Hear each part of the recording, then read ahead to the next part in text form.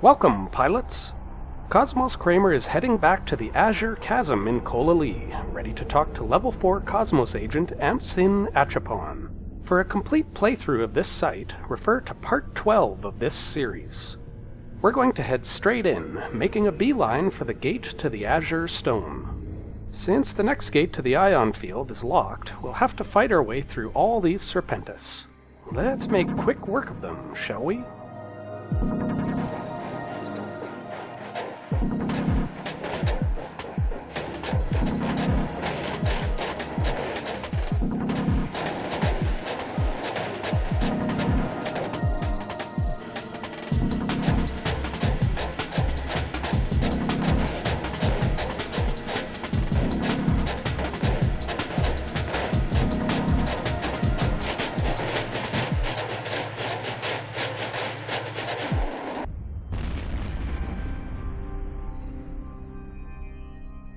After clearing the room of hostiles, we head into the ion field, only to see a group of 4 spider drones.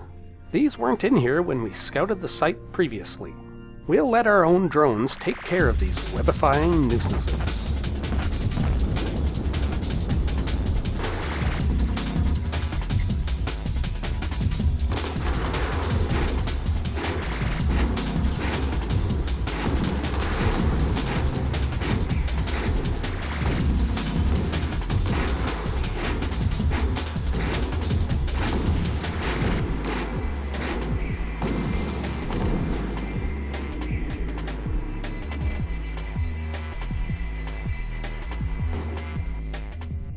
Now that we've cleared the room, we can chat with Ampsin.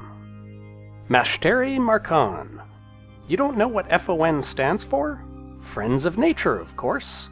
They stand for everything that's good about the Federation. Originating from a group battling to save rare animal species from extinction, it has grown somewhat after space travel became more common. Now it also fights for the preservation of the natural phenomena which decorate the night sky. Now, you said you were looking for some work. As a matter of fact, there is something that you could do for me which would really make my day. Temko are evil corporate peons who care nothing for our heritage, the Azure Canyon.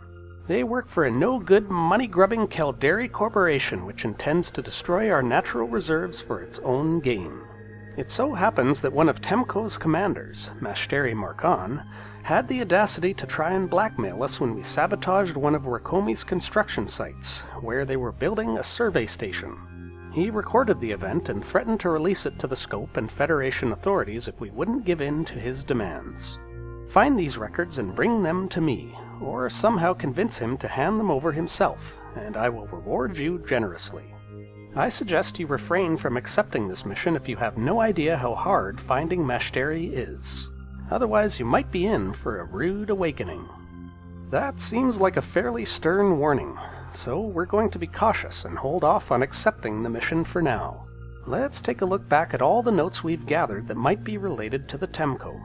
Ampsin did mention the survey station, so let's have another look around at that beacon here in Colelie. We were here previously, working for Shabs the Lot in Part 18 of this series. There are plenty of Temko ships here, but no sign of anyone named Maschteri Markan. Another possibility is the Temko Surveillance Outpost, the cosmic signature we had bookmarked way back in Part 3 of this series. Here we find 2 Wiyrkomi Envoys. Their presence here does seem a little suspicious, so let's take them out and see if that might cause Maschteri to make an appearance.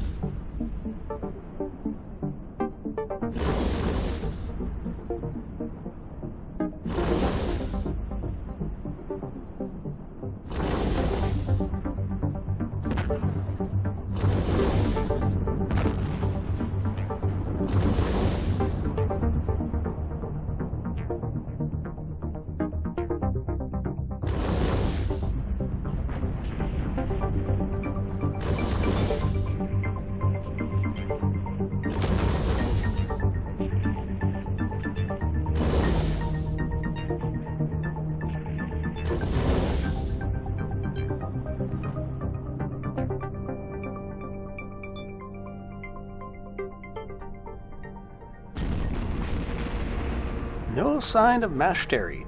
Let's go see what's in the Envoys' wrecks. Looks like just some regular modules and Caldari Navy dog tags. Without any alternative leads as to Mashteri's whereabouts, we keep coming back to this surveillance outpost every so often to see if anything else spawns. Eventually, we see an additional structure that wasn't here before, Mashteri's outpost. Perhaps he's just a little shy. The two envoys respawn. Let's take them out and see if Maschteri shows.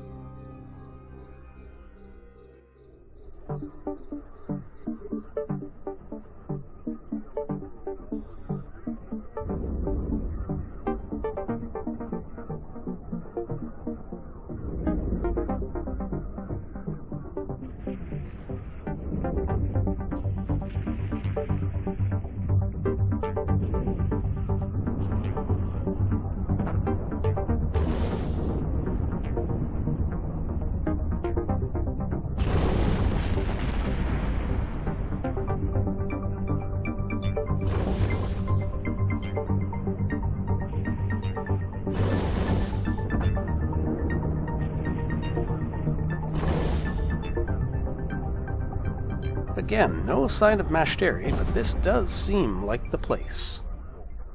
Returning a few more times, we still haven't found him. I'll find you yet, Maschteri! Coming back immediately after downtime doesn't seem to be the trick either, as now the outpost is gone as well. Maschteri! Oh, Maschteri! Where are you, Maschteri? We come home from work and there's no Maschteri. Return after dinner, still no Maschteri. Come back before bed and there's no Maschteri. Wake up in the night, still no Maschteri. Stay awake another hour and there's only his outpost. An hour before downtime and holy smokes, there's Maschteri, accompanied by 5 Temko interceptors. Good thing we moved up to our Dominics.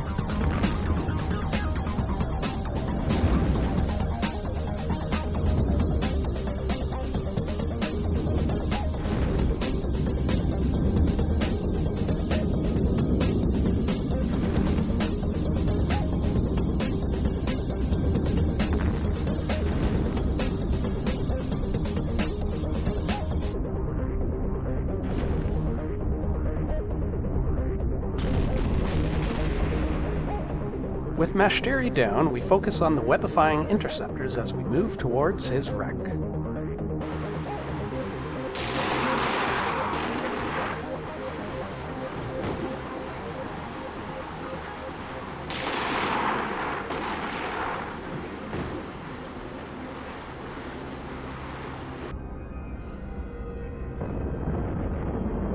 There's his Insignia. Let's take our leave.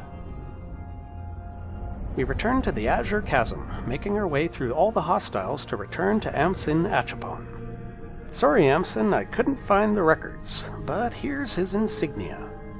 I didn't tell you to kill him! I'm ready to die for my beliefs, but I won't take part in cold-blooded murder. I guess I owe you your reward, but this is the last time I'll ever do business with you. You're a bad, bad man. Alright then. While I suspect these rewards are somewhat random, taken from a pool, let's have a look at them regardless. The Inherit Implant's Noble Mechanic provides a 3% bonus to haul hit points.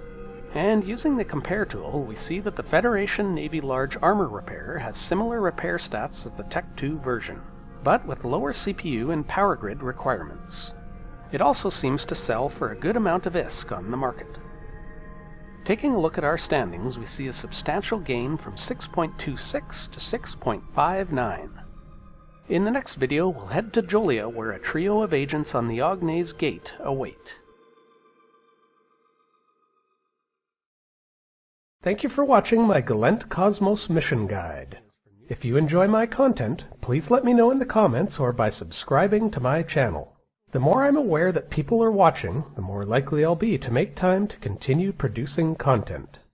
I've also begun creating a parody news series based on the Gallente Cosmos missions.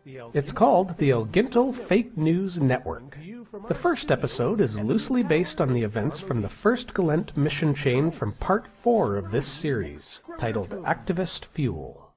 Thanks again, and hope to see you back soon.